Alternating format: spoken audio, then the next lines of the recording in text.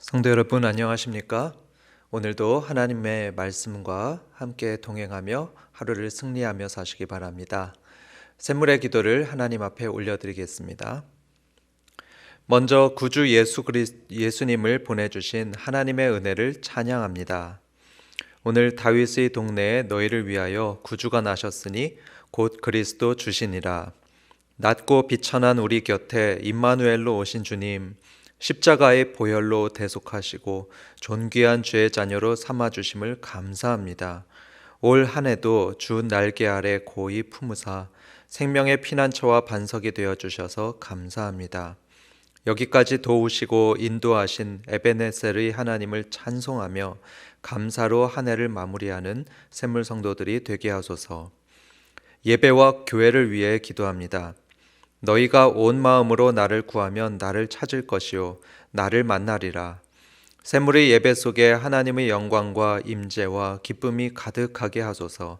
마음과 뜻과 힘을 다하여 주의 얼굴을 구하며 진리와 성령 안에서 예배하게 하소서. 말씀 앞에 믿음으로 반응하고 새 삶을 결단하며 헌신하는 참된 예배자가 되게 하소서.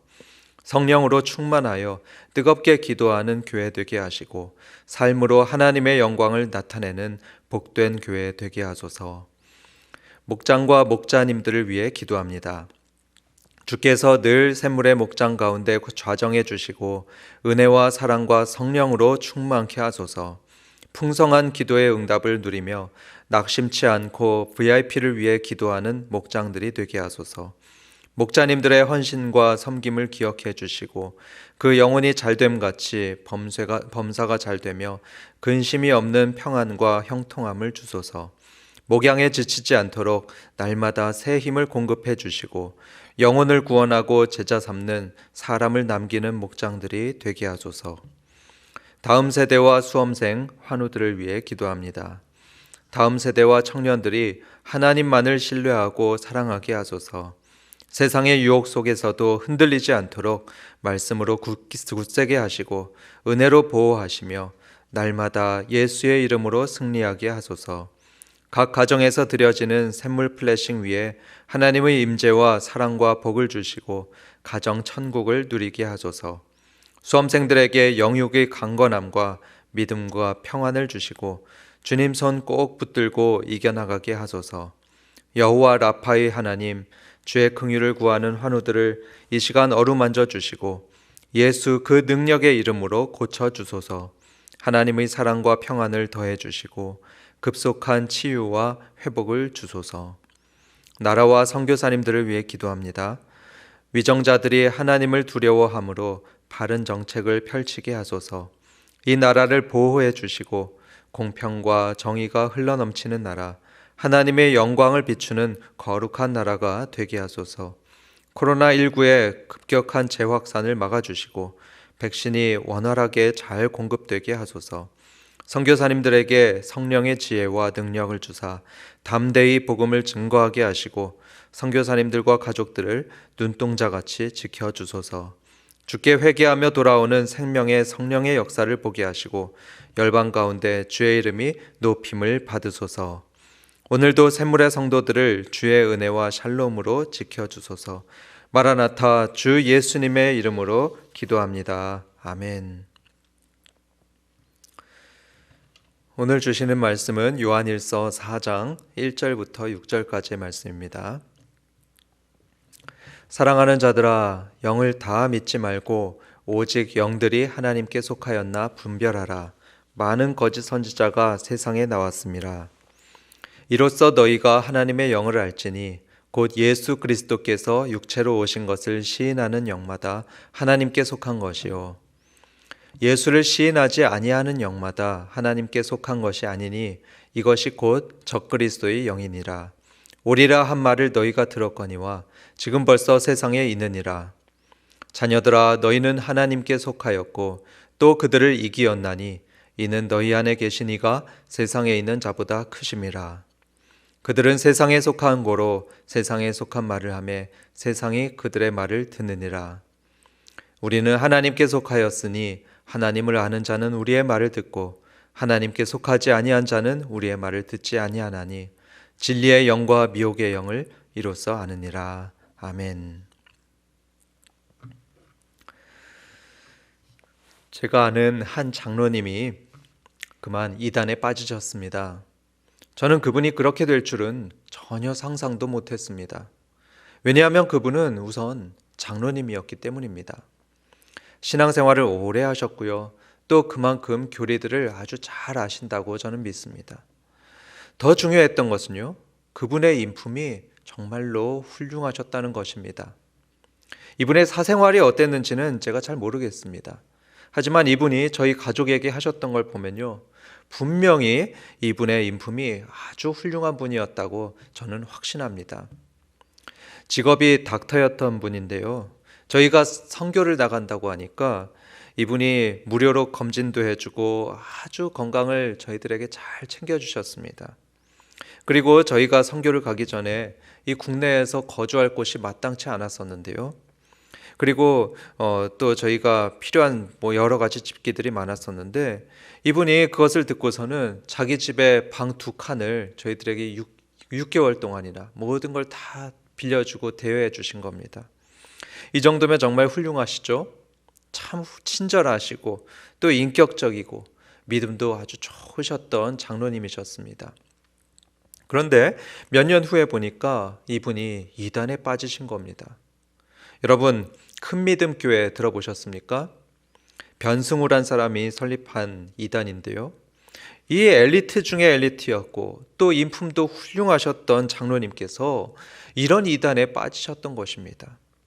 그걸 알았을 때 저는 너무나 안타까우면서도요, 또 이런 생각이 들었습니다. 이런 분이 이단에 빠지신다면, 이런 분까지 또 이단에 빠진다면 일반 교인들은 얼마나 쉽게 이단에 빠질까? 이런 생각이 들었죠. 여러분 그렇지 않으십니까? 오늘 본문인 요한 1서의 배경도 마찬가지였습니다. 많은 사람들이 이단에 빠지던 때였습니다. 20대의 순진한 청년들도 이단에 빠졌을 수 있고요. 아까 그 장로님처럼 신앙이 좋던 성도들이 이단에 빠져서 인생도 망가지고 영혼도 죽는 그런 너무나 안타깝고 또 한편으로는 너무 화가 나는 그런 일들이 당시에 벌어지고 있었습니다. 우리 샘물교회는 한 사람도 이단에 빠지지 않기를 간절히 바랍니다. 우리 자신도 그렇고요. 우리 자녀들도 그렇고 또 성도들 중 어느 누구도 이단에 빠지지 않기를 간절히 바랍니다. 그런데 그러려면 어떻게 해야 할까요? 어떻게 이단에 대비해야 할까요? 이 질문에 대해서 지금부터 사도 요한의 대답을 함께 들어보도록 하겠습니다. 첫째로 이단에 빠지지 않으려면 사도 요한은 이렇게 하라고 합니다. 다 믿지 말고 잘 분별하라 이것입니다. 다 믿지 말고 분별하라 이겁니다. 1절을 보시면 이렇게 말씀합니다. 사랑하는 자들아, 영을 다 믿지 말고 오직 영들이 하나님께 속하였나 분별하라. 여기서 중요한 동사 2개가 나오죠. 그것은 믿지 말고 이 단어하고요, 분별하라 이 단어입니다. 첫 번째로 믿지 말라 이것을 보도록 하겠습니다. 성도 여러분, 믿지 말라고 합니다. 그런데요, 그냥 믿지 말라고 하는 게 아니고요, 앞에 한 단어가 또 더 붙었죠. 그게 뭡니까? 다 믿지 말고라고 합니다. 여러분, 영적인 세계에는요 2종류의 영이 있다고 합니다. 좋은 영이 있고요, 나쁜 영이 있습니다. 이 편지에서는 그거를 하나님께 속한 영과 마귀에게 속한 영이라고 이렇게 둘로 표현하고 있습니다. 그래서 우리는요, 영을 다 믿으면 안 됩니다. 하나님께 속한 영도 있고 또 마귀에게 속한 영이 있기 때문에 그 마귀에게 속한 영이 하는 말을 우리는 믿으면 안 됩니다. 이단에 빠지는 사람들을 가만히 보면요, 참 착하고 순진한 사람들이 많이 있는 것을 보게 됩니다. 제가 왜 그런 일이 벌어질까 가만히 생각을 해봤는데요, 가만히 생각해 보니까 이분들이 너무 잘 믿기 때문인 것 같습니다. 착하고 순진해가지고 너무 잘 믿습니다. 성경에서는 다 믿지 말라고 했는데 이분들은 그냥 그 이단들의 말을 쉽게 받아들입니다. 그리고 믿습니다. 특히 이단이 가까이 와가지고 친절하게 아주 사랑을 많이 베풀어 주면은 거기서 하는 말을 그냥 신뢰하면서 따르게 되는 거죠. 그런데 이렇게만 보면 마치 순진한 사람에게만 그 화살을 돌리는 것처럼 보이는데요. 그런데 우리가 정말 주의해야 될 것은 뭐냐면요. 그렇게 사람을 이단에 빠지게 만드는 이 마귀가요. 정말로 만만한 존재가 아니라는 것입니다. 사실은 순진하지 않아도요. 누구든지 이단에 빠지게 만들 수 있는 게 바로 이 마귀라는 존재입니다. 여러분 이런 경험 해보셨죠? 쇼핑센터를 갈 때 처음에는 이렇게 결심합니다. 오늘은 내가 구경만 하고 절대로 안 사야지. 그런데 여러분 어떻습니까? 판매원이 와가지고 아주 친절하게 그 물건에 대해서 설명을 잘 해주면 어떻게 됩니까? 자기도 모르게 이거는 내가 사야 돼. 꼭 사야 되는 물품이야. 이러면서 지갑을 열지 않습니까? 죄송한 말씀이지만요. 마귀가 성도의 마음을 훔치는 게 꼭 그런 것 같습니다. 마귀는 우리를 기가 막히게 잘 속이고요. 또 속이려고 합니다. 그래서 본문 6절을 보면 그를 미혹의 영이라고 표현하고요. 또 다른 본문에서는 거짓의 아비라고도 말하고 있습니다. 그래서 속이는 데 있어서는 이 마귀가 세상의 어떤 판매원도 저리 가라입니다. 모든 계략을 총동원해서 열정적으로 성도들을 속이려 하는 게 이 마귀입니다. 그래서 사도 요한이 하는 말씀이 뭡니까? 영을 다 믿지 말아라. 한글로는 좀 밋밋한데요. 이걸 원어로 보면 아주 강한 표현이 나옵니다. 사랑하는 자들아, 다 믿지 말아라. 모든 영을 다 믿으면 안 돼. 이렇게 말하는 내용입니다. 성도 여러분, 이 사도의 말처럼요. 영을 다 믿지 마시길 바랍니다. 어느 누가 우리처럼 하나님을 말해주고 또 예수님을 말한다고 해도 그걸 다 믿으면 안 됩니다. 또 어떤 신기한 기적이 나타난다고 해서 거기에 쉽게 따라가시면 안 됩니다. 사도가 이렇게 다 믿지 마라 말하고 나서 다음에 했던 말은 분별하라입니다. 분별하라.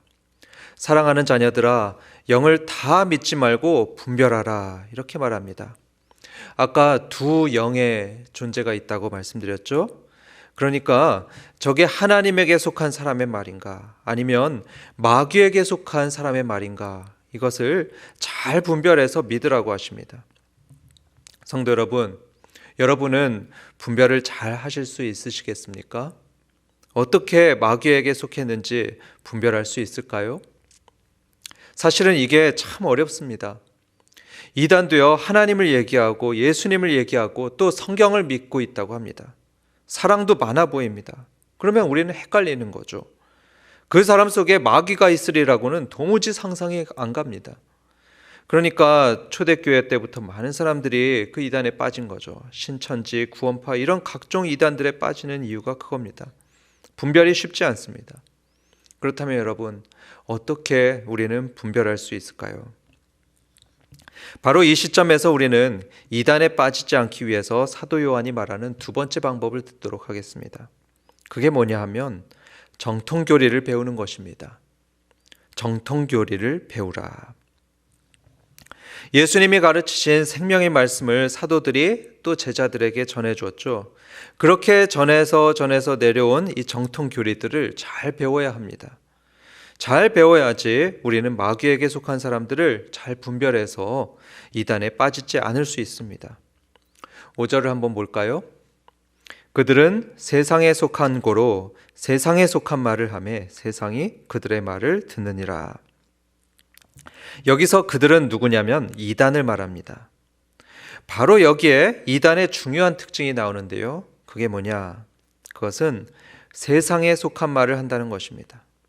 세상이 좋아하는 언어를 쓰는 겁니다.